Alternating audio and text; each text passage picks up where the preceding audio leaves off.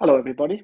I thought I would put together a little video just to go over what systematic trading is to me and how I do the process end to end, kind of like a show and tell, just to give everyone some idea of how I do it, and maybe it'll give you some ideas or some questions or whatever. So I thought it was easier to show it and explain it, and then the guys can ask questions or whatever as we go.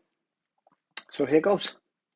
Okay, so what is the goal or the objective? So the goal is to systematically and mechanically identify the best opportunities for swing trading. So that involves stock selection and exclusion. So, identify the best groups and the best stocks based on an objective criteria. Define some entry rules based on specific technical or price action criteria being met. Position sizing, so we have a consistent risk model, and taking profits, cutting losses based on preset conditions, not emotions. So the end objective is consistent, repeatable execution that we can statistically validate and improve over time. So we have a baseline, and aiming for long-term profitability with minimal emotional interference. Okay, so why would we bother automating? So if you intend to trade your whole life, then it makes sensible where you can to automate the boring stuff as much as possible. So that will reduce the human error. So if you're tired, you're not having the best day, you've got some things going on in your life, then it'll reduce that, and it'll also speed up the processes. It'll help you establish a baseline for decision making and improvement. So if you run a model for a period of time, say 6 months or 12 months, and you realize it's working or there's some areas, then you can go back and you've got a fixed baseline that you can look for areas to improve. It frees up time in the long run. You've got an upfront cost to develop it and to learn some certain skills. So be that in Excel or be that in Python or whatever development tools you use. It's the same with building scanners or screeners. The whole point is by investing time upfront, you then save time down the road in the long run. And two books I'd recommend based on this that has inspired me to start looking at this. One of them is Black Box Thinking, and the other one is The Checklist. So Black Box Thinking is all about how airlines used to be quite prone to failure and had problems in the beginning, and then with Black Box Thinking, they learned to learn from their mistakes. So it's all about learning from your mistakes and putting checks and balances in place to stop you making those mistakes again, so you always get incremental improvement. And The Checklist isn't so much about automating trading, but it just goes through how beneficial it is to have checklists in whatever you do in life, to have a set of criteria and tick them off as part of your daily process. So those are two good books. If you're going to the beach, going on holiday or whatever, they're probably available on audiobook. They're worth reading. Okay, so where is the edge? So most traders tend to follow a common process. They will come up with their trading style, be it swing trading or day trading, shorting, going long, short, and they will devise a set of scans and scanners. It might be breakouts, new lows, new highs, up on volume, gappers, whatever it is. And what they will then do is they will review the charts for stocks that meet their scan to determine if and when to buy or go long, go short, and how much. And this sort of process provokes the question of where is alpha in this process? So you run your scans, how much of the alpha is actually in the scan and how much of it's in what you do subsequent to the scan when you start reviewing your charts and you start making your decisions. So it's just food for thought. Is it your scan that's generating the alpha, or is it the activities you do after the scans? Okay, so we'll go through the process that I use, and I'll walk through and give a little demo of it. And then you can see it running live, which I think helps to understand how I do the process. Okay, so I've got two processes. One is the overnight process, which I'll demonstrate first, and then we have the market hour process. So the overnight process starts by downloading the full FinViz end of day data set. So after the market's closed, I go to FinViz and I download all the data I can get from FinViz. It gets loaded into Python, which transforms and enriches the data from other external websites. It goes and it gets analyst estimates, revenue estimates from numerous websites, and incorporates that with the FinViz data. The data that has been transformed and enriched is then uploaded into Excel. I add in the trading view end of day data as well. This is predominantly for the daily candle range. I can then overlay the current holdings in the portfolio, and that will then generate a plan, an action plan to be reviewed, and if I wish, execute any trades on that or follow up for the next day. Okay, so we'll actually try to do the process live. So I'm going to go to, I've opened my workbook. So you can see this is my workbook empty. It's got a number of tabs along the bottom, and I'll explain those tabs. So the first thing I do is I go to FinViz, and I have this URL here. I've got it bookmarked. This is my all fields, everything that's in FinViz. So there's 10,000 plus records there. And what I do is I go to the bottom and I click export. You need the Elite subscription to do this, and it downloads the whole file. I then go to my Python code, and with the Python code, what I then do is I open Python and I start the Python code running. Okay, so the Python code is running. It identifies how many stocks are in the file. It breaks it down into stocks and ETFs. And what it does is it removes the limited partnerships, as I'm not eligible to trade those for tax purposes. So any stocks that have been announced as being acquired, anything that's going to be delisted, any LPs, MLPs, it will filter those out. And then what it does is it will keep the top 50% of stocks by market cap, and it will also add in the ETF 100. So if I just was to do that in Excel, suppose I had 10,000 records, so that's stocks and ETFs. What it will do is it will break that down into stocks and ETFs.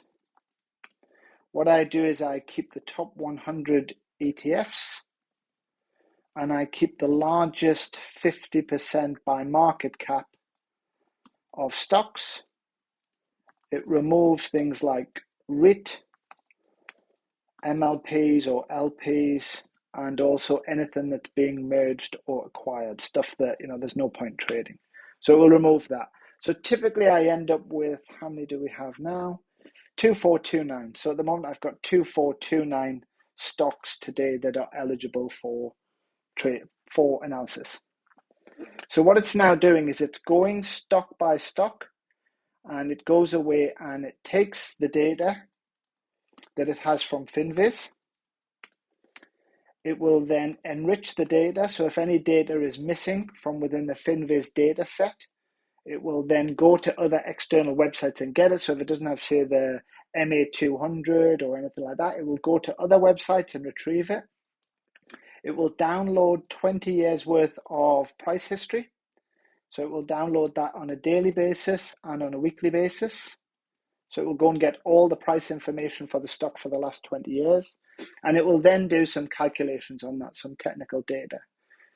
It will then also add in some analyst estimates from various websites. So for revenue, for sales, it will go and get that data from websites like Yahoo or Zacks and any other website. So that whole process per stock takes around about 2 seconds per stock. So you can see every time it's done, moved on to the next stock, it has completed the processing of that stock. So Python is very fast. Okay, so that'll just run in the background, keep going. It takes around 90 minutes to run in total. Okay, so where am I up to?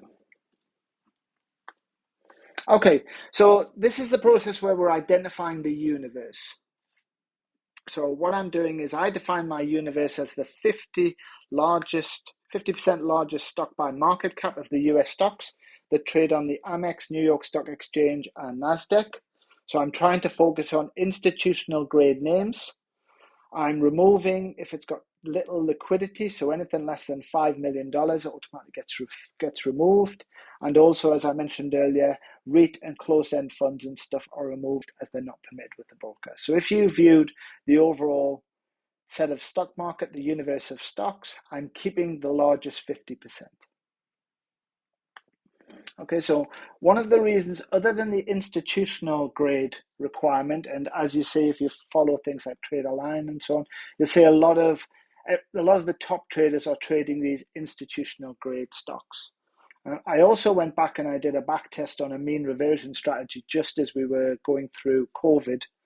And what I found was that mean reversion worked far greater, far more predictably, and gave much better returns on the largest stocks. So this was the results of a back test I did. And you find that if you focus on the largest 50% of stocks, they represent 99.2% of the total market capitalization of the market. And that gives you plenty of opportunities for finding good stocks to buy. And also you're more likely to have ample liquidity. Okay, so going to the workbook itself, you will see that I have 4 tabs that are in yellow across the bottom. So I have the FinViz tab, which is where I paste the intraday and end of day data from FinViz. I have the Python extract results, which is end of day calculations and so on.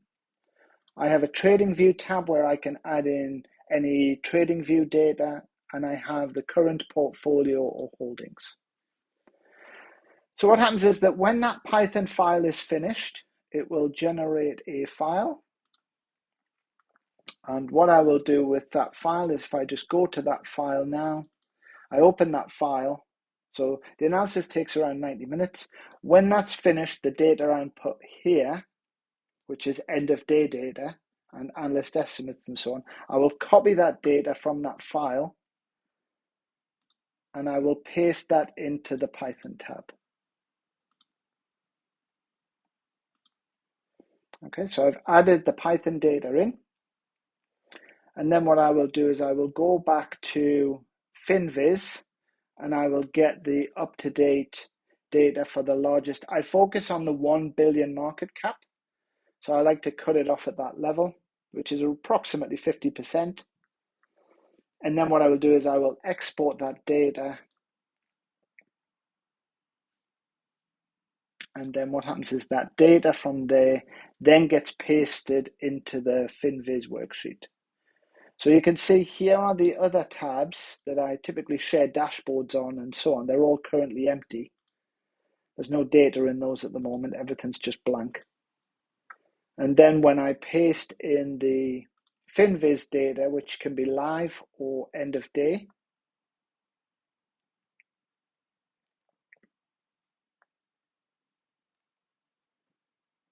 when I paste that data in, what it will do is it will, over here, it will work out what is the Dow Jones Industrial Average. So it will identify the Dow Jones stocks and the current Dow Jones value. What are the NASDAQ stocks? What are the S&P 500 stocks? And what are the consolidated stocks, which is where the S&P 500 has been combined with the NASDAQ 100, and it will show the weightings of those stocks. So you can see here that NVIDIA, for example, is 7.3% of the S&P 500, and it's 13.2% of the NASDAQ 100. To the right of this, I have the calendar. So this is the earnings calendar for next week. So you can see on the 18th of August, we have these stocks reporting, and then the 19th and the 20th. And I can change the date. I can move it forward or back using a parameter here. So I can push the calendar forward or back if I want to view what's just reported or what might report. Okay.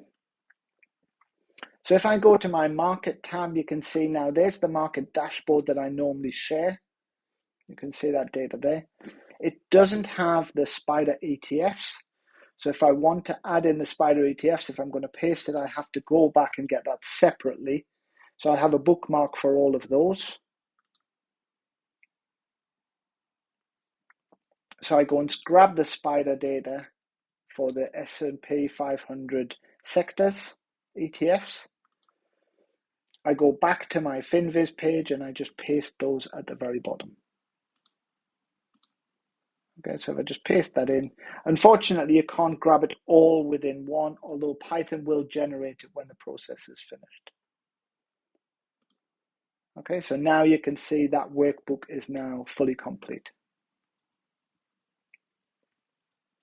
Okay, so we've got 4 different input sheets: the Finviz worksheet, the Python one, the portfolio one, and trading view.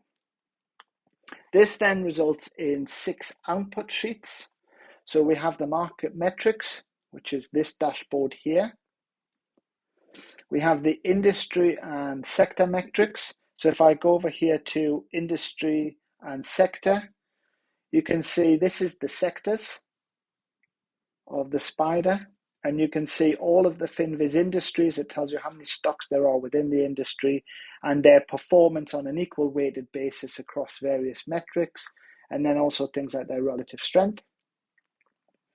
You then also have the rankings on a day, week, month, quarter, half a year,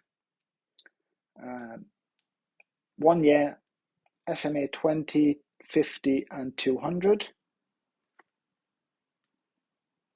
And we also then have all of the sectors broken down into quadrants of strong, improving, weakening, or weak. And that's also visualized on the chart where you can see where the sectors actually sit. Okay, so that's sort of the industry metrics. So we're identifying what the strongest industries and sectors are. You can also, in the bottom right of the market metrics, you can see down here what are the top 20 metrics. So the top 20 industries. So you can see there are 30 stocks. There's around about 150 Finviz industry groupings. I think Deep View is about 197. If it is green in color, it means it is the top 30. So the top 20% for both the week and the month. So it means it's a very strong industry. Okay, stage analysis. So if you were to go back and look at stage analysis, we have under the stage design, you can see here, so at the bottom here is Oliver Kell's cycle of price action.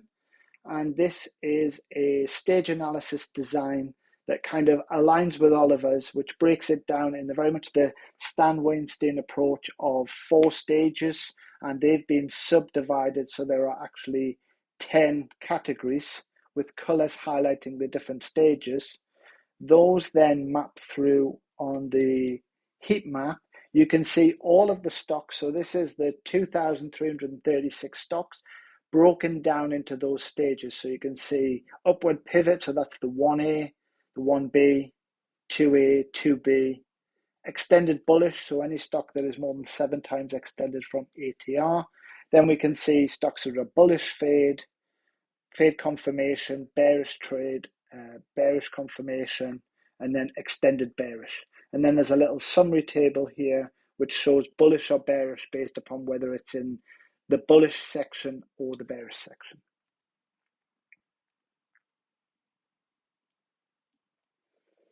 Okay, and then we've also got the heat map and the Darvis box. So the heat map is on the far left.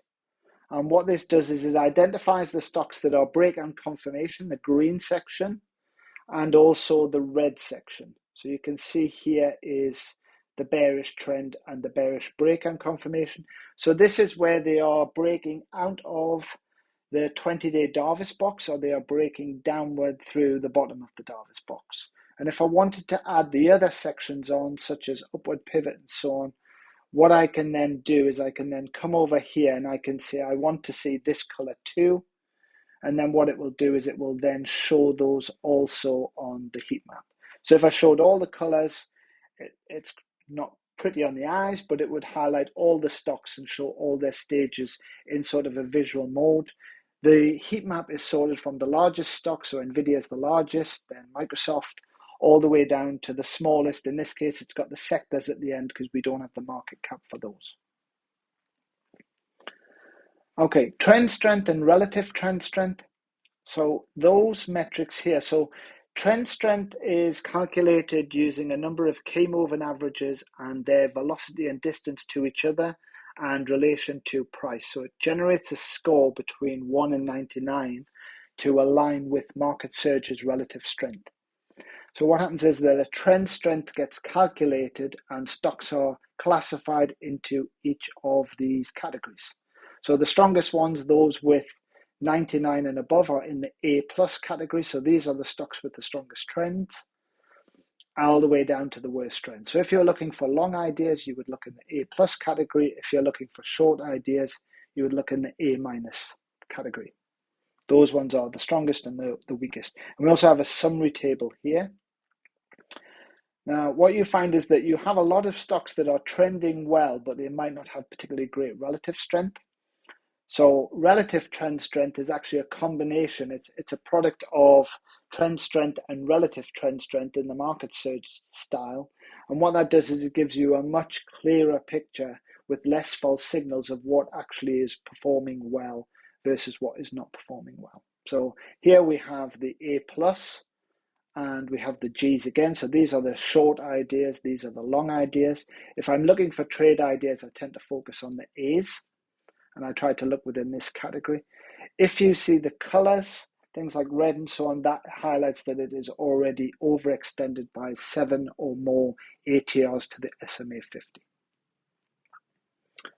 Okay, and then we have the ATR matrix. So that is a representation of all of the stocks represented as a ATR matrix. So you'll hear Ariel talk about the ATR matrix and the design of that, or Jeff Sun, for example, buying within the 0 to 4 range and then selling as it extends beyond 7. So for example, if I wanted to just look at, say, the NASDAQ, what I could do is I could put a filter on here and it'll show me the 101 tickers that are part of the NASDAQ. So these are the 101 stocks within the NASDAQ. And what it will do is it will show them by ATR extension. So I can see here the most extended stock is PEP, which is currently in 6 times, in the range of 6 times. It's actually, if you look here, it's 5.7 times extended from the ATR from the SMA 50. Okay, so then I can view the stocks. If it's below the SMA 50, then I don't calculate a risk reward or a maximum return because I don't look at stocks below the SMA 50. Okay, so the group approach. So the group approach is something that I stumbled across a while ago from Benjamin Graham. So most people know Benjamin Graham as the Intelligent Investor book. He's famous for that and for security analysis. One of his lesser known things, which is in his later works, was that he actually got heavily fascinated by looking at stocks from a group approach. So that is where you come up with a set of rules or a framework where you would logically buy a certain set of stocks, and then you would hold them for as long as they met that criteria, and then you would sell the stocks when they no longer met that criteria. So this is one of the things that I kind of stumbled across. So when people look at sort of that approach of group investing, Benjamin Graham was actually one of the first to do it back in 1976.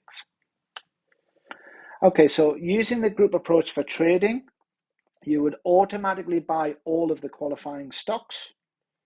So winning trades would be added to at predefined levels and or events.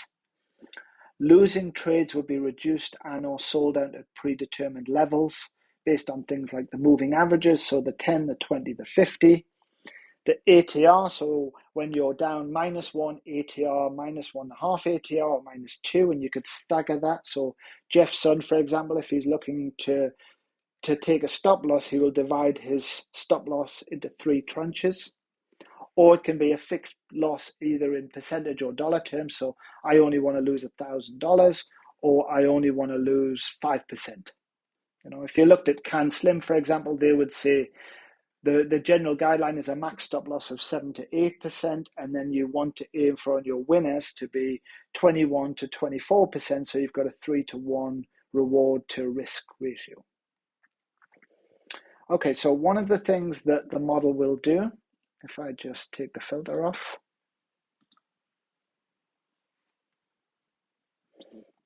One of the things the model will do is it will give me a list of stocks as suggested buys. So I can see here, this is live, real time. This is the buys that are suggested with all the filters off, all the criteria off.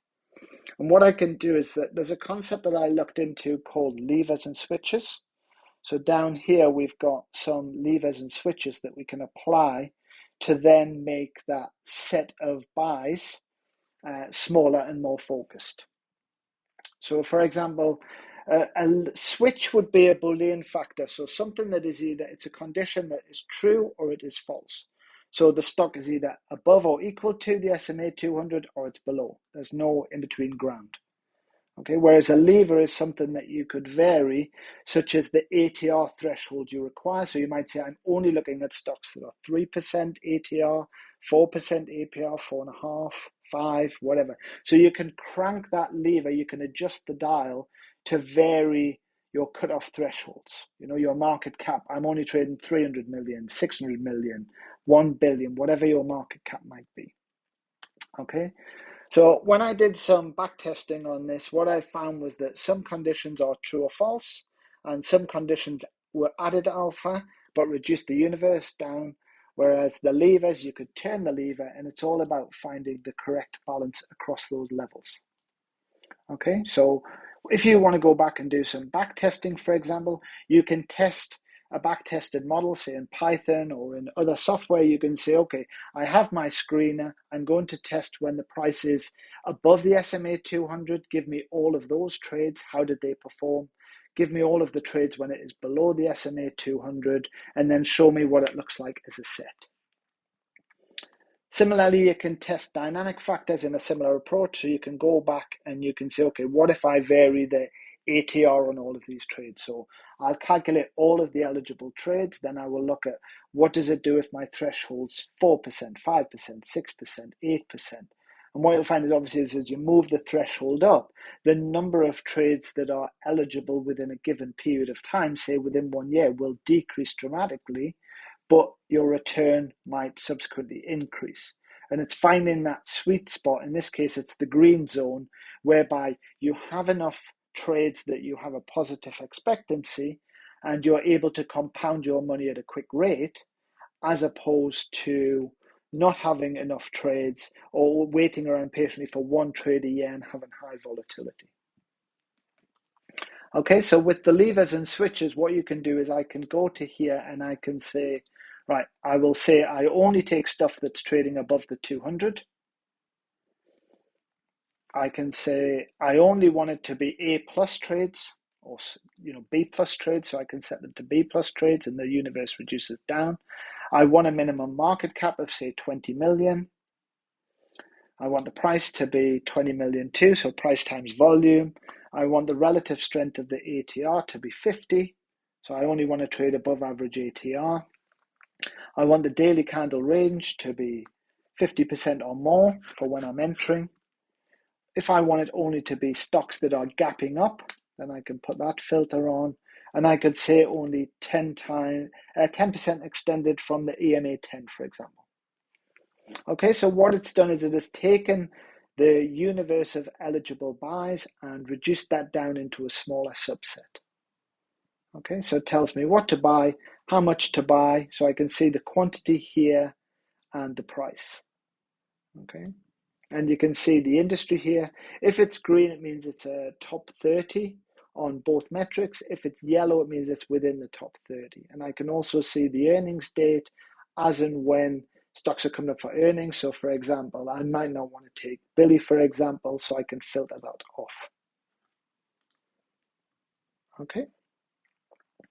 So what I can then do is, suppose I want to go and take the current holdings. What I can then do is I can go to say the current holdings. I'll just got an example portfolio here, just a couple of stocks to illustrate.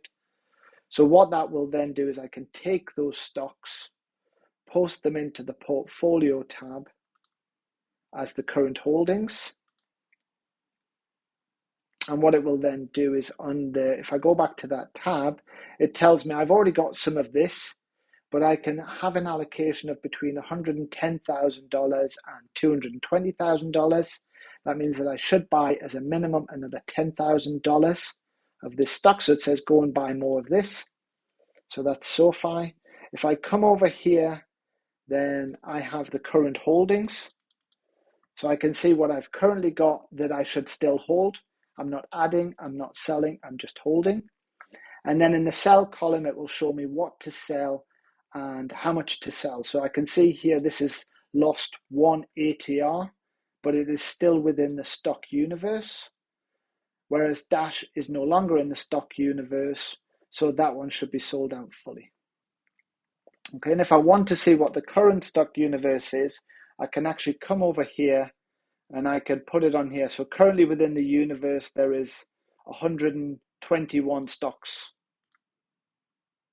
And so I can filter to see the current universe of stocks that is being monitored and watched. Okay, and then I can obviously view them as an ATR matrix. Okay, now up the top, if I want to modify the allocation, so how much do I want to be the max and the minimum stop loss? So in this case, what it's doing is I'm saying I want to lose, if I put that to say I want to risk no more than 0.4% of the portfolio, and I want it to be no more than minus 0.25%. What it will then do is if I modify that, it will change how much the min-max is and how much it suggests to buy. Okay, so I think that's covered most things. Just to give you a little taster of how it's done. Any questions, let me know. Happy to answer any questions. Otherwise, have a great weekend. Cheers, guys.